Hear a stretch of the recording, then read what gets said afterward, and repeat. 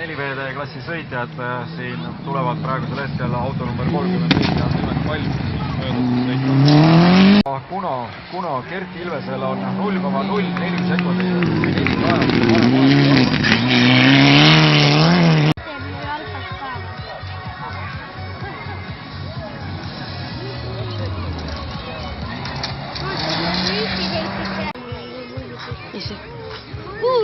Vaata, kuidas ühte pani.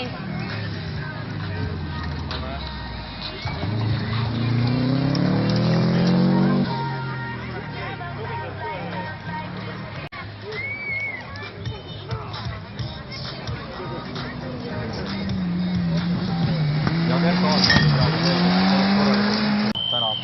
tänasel võistlusel. Marek Haiva, auto number 39, taas raja peal ei ole siin Marekut päris